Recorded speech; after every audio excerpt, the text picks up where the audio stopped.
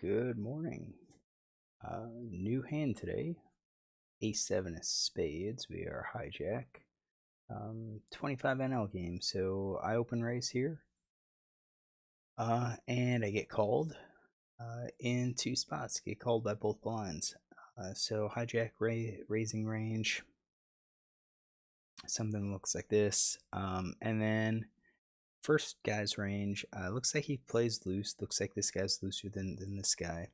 I've got him color coded as kind of a loose passive. Small blind, he's played 64% of hands, 21 out of 23. That's a lot. Small blind has called 9 out of 22, so 41%. Three bets, 3 out of 95. And the 3-bet range that we have is queens, and I've got 2 of those. So I think queens plus ace king's probably a 3-bet range for him.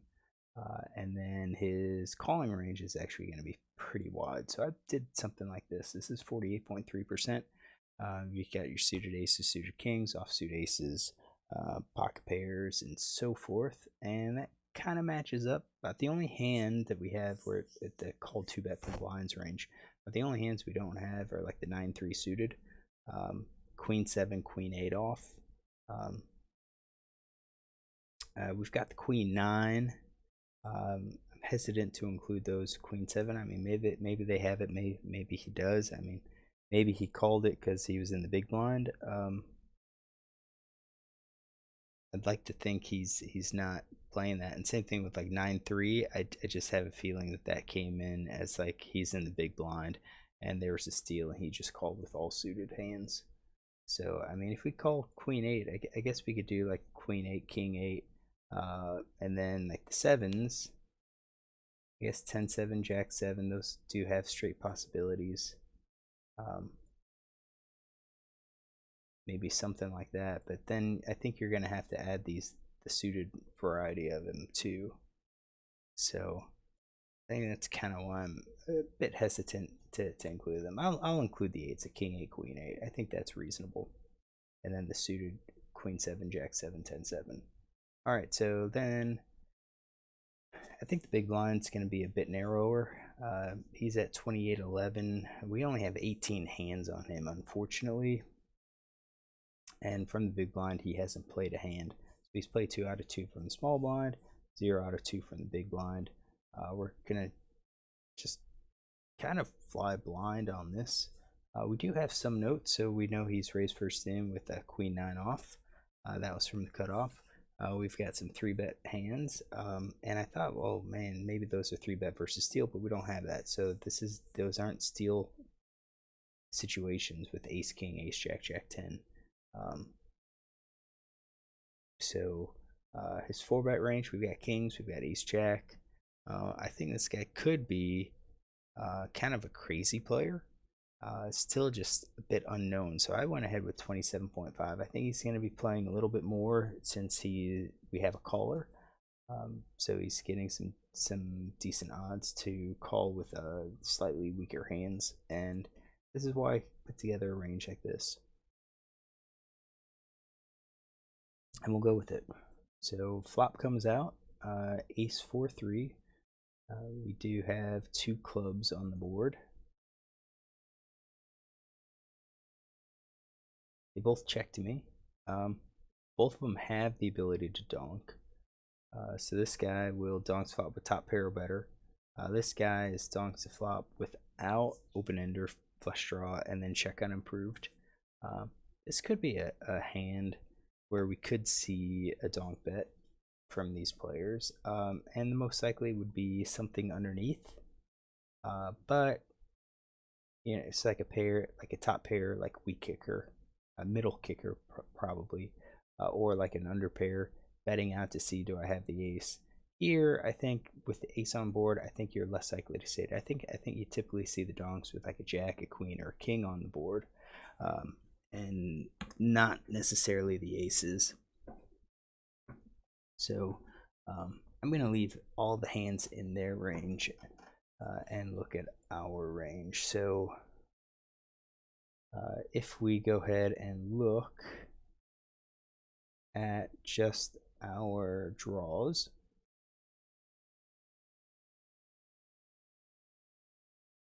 So gut shot, open ender, flush draw, 17% of hands, and that means that our C bet, you know, if this is all that we're going to bet, our C bet would be something like 8%, which means we can't do all of our top pairs. So if we do top pairs, we can do like ace king. All right, that gets us to 8.5%, and that would be about it. If we do ace king, queen, ace jack, I think ace 2 bets. I think ace 5 bets. I think the ace 10, 9, 8, 7, 6s are probably going to be checks here against 3 players. I think the 2 pair, I think the sets are okay. That gets us to 16%, so now we kind of have to double our drawing hands. So I think, you know, maybe a pocket pair below the board. That's going to be part of our gut shots. Maybe our middle pair with 5-4. It's still going to be a gut shot. I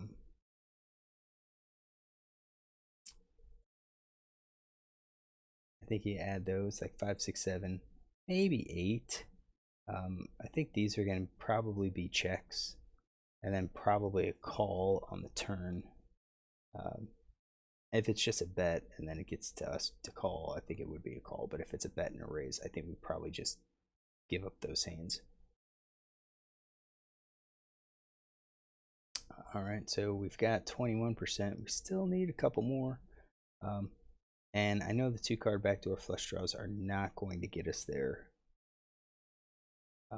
because we're only going to have the diamonds. So if we just go to like the no made hands here, we can look at just some of the pure bluffs.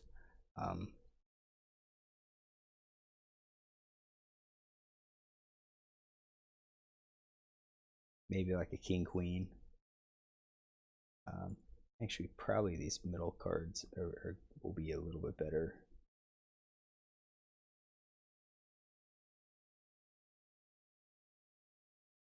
Queen 10. So if we do like queen jack, queen 10s, and leave like the kings in our range, I think that could be okay. Is there any reason to leave, you know, to not bet with the kings? Not really. I'm just looking for some hands that are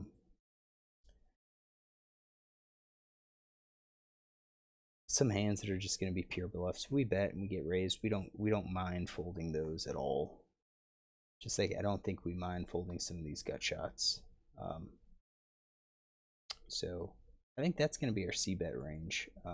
So with our hand A7, I think a check will likely be okay. I bet this into 3 players. I think this is probably a mistake. We don't have that great a kicker. I know that there's a club draw out there. We can't necessarily be afraid of that, but I think our kicker is a little weak here for the bet. I think it looks a little bit better just to kind of keep it as a check. This guy folds, villain 6 calls, so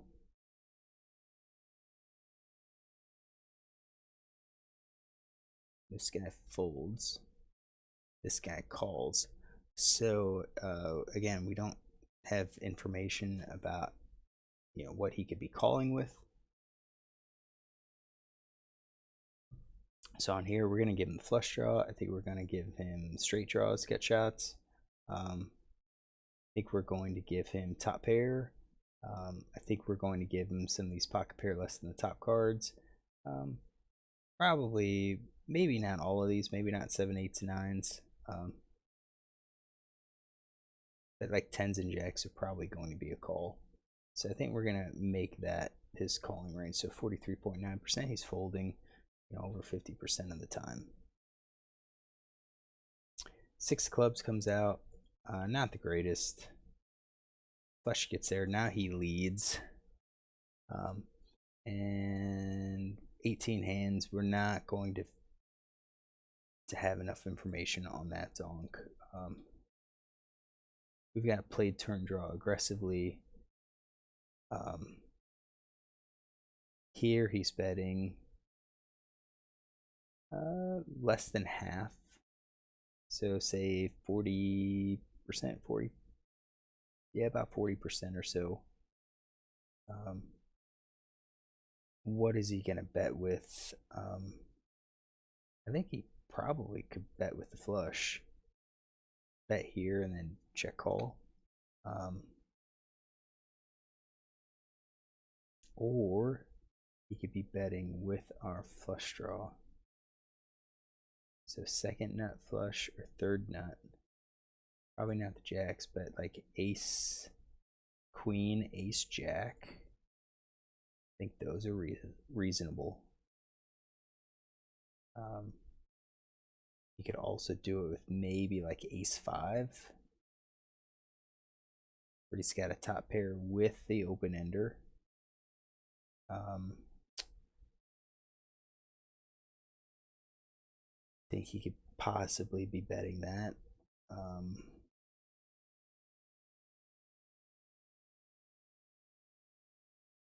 I don't think necessarily top pair. I don't think top pair would necessarily call. I think 2 pair could call though, or could make this play, and I think a set can make this play. Kind of thinking the flush wouldn't. Definitely not like the king high flushes. I bet the king high flushes would probably go for like a check raise. Maybe even the queen high flushes. King high flushes I think are check raise. So we'll leave the straights. I think this is going to be a good betting range. So then it's on us. What do?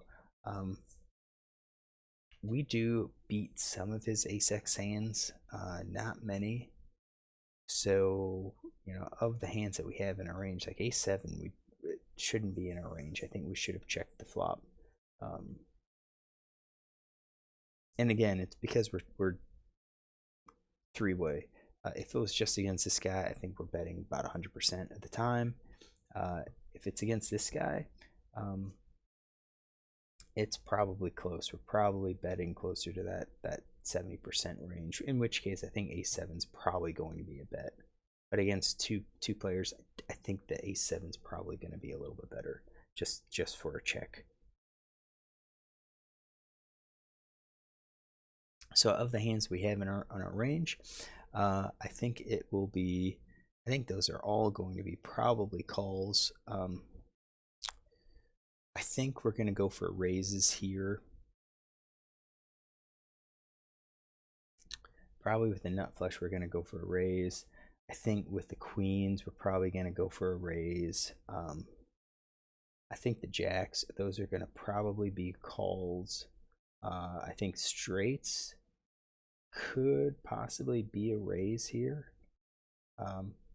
But you know, because the flush that's out there, I think it's going to be a call. With the 5, thing is when we have the 5, we're going to block the straight draws, so it kind of eliminates all of those, which makes it more likely that he might be on a flush draw or have the flush. So I would say we're probably going to be calling those. I think we're going to be using the nut flush as a raise. I think the second nut flush as a raise. The third nut, probably not. I think that's going to be a call. And then I don't think the open ender is going to be used as a raise. It's probably going to be. Let's get those colored in. Those are probably just going to be calls. And if he bets again, even if we connect, I don't know if we could call with a straight. Possibly. Kind of guard against like the ace king ace queen where it's a king club queen of clubs. So yeah, I think all of these we're just gonna get rid of. So I did call, so let's go ahead and get rid of these. That's our flush. Let's get rid of that and that. All right, and then 4 diamonds. Dylan bets 12, so he bet 40%. Now he bets less than 33%, so maybe 30% or so. Actually, a little bit more than that, so maybe 40% again. Yeah, about 40%. He's betting again into us. I don't think he's necessarily doing that with like an ace 3, ace 5. I think maybe ace jack, ace queen would be betting. I could also see them use that as a check call. I think a check 2 pair is probably going to be a check call as well. I think a straight's probably a check call. I think our flushes, full houses are definitely going to be a bet. Full houses, quads. I think the flushes are questionable. And we could just scale it and say 50% of the time he'd bet him, 50% he'd just check him, and it's because he doesn't have the nut flush draw. So we're gonna do something like that. I think our ace should be just a fold. I think it would come over the top with quads. I think we'd come over the top with full house. I think our flushes are going to be calls. Straights probably a call. 3 of a kind, I don't think so. I think we're going to have to just kind of fold 3 of a kind, fold the top pair, and be done with it. He's demonstrating he can beat more than a 1 pair hand. I think that's what he's demonstrating. So I did call, which I believe is a mistake. He shows ace jack. So we were on track.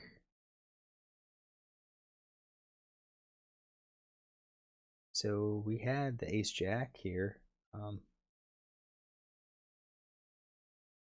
3 combos of it. And I guess that's probably our draw. Yep, I had ace jack in there. So he did have us outkicked. I think he kind of threw us off with continuing to bet. I guess it's not bad. If you have the jack, you block. You don't block the nut flush draw. You don't block the second nut flush draw, which gives me a chance to have those actual hands. But I think I messed up. I think I made a mistake. I'm not going to fault this guy. I think he played it solidly. Got my money. I think I missed it. I think this would have been a better as a flop check. He bets we check the flop. He bets. I think a7 can call the turn. And then on the river, if he bets again, I think a7 is probably just going to have to be a fold. So I called when I shouldn't have called. I c-bet probably when I shouldn't have c-bet. And I definitely the river, we're beat, fold the hand, be done with it. Yeah, I don't care if we have top pair or not. Our top pair is not going to be good. I think the chance that we're good with this is pretty low. I think there are better hands for us to bluff catch overall. And that could be hands like straights, probably 3 of a kind. So knowing that he can do it with top pair, and I don't even think he would do it with all of his top pair here. So what if it's just ace jack, maybe even ace 10. But ace jacks, if he does it with ace jack, ace queen, all right, let's get those. So my guess is he would be doing it with all of these then. So 64%. Then I think it comes to us, and we would have to probably call 3 of a kind. Probably have to call 2 pair. Probably have to call some of our top pair, but not all of them. And again, I think the best top pair we're going to probably be calling with would probably be like ace queen. I think that would be the weakest top pair. We're at 47 for our call. So no, like maybe even ace. No, yeah, so just ace king, because villain would have ace queen and ace jack. That looks like that would be the minimum. All right, so you see another mistake. So why we do these hands, kind of learn from our mistakes, try to avoid them, kind of refresh our mind when we make a play like this. We don't necessarily remember we played it poorly, and I think this is a good case to say, kind of reinforce, hey, he's demonstrating he has us beat. We only have a 1 pair hand. Let's not lose a stack with 1 pair. All right, so hopefully you enjoy this hand. If you do, look tomorrow for another.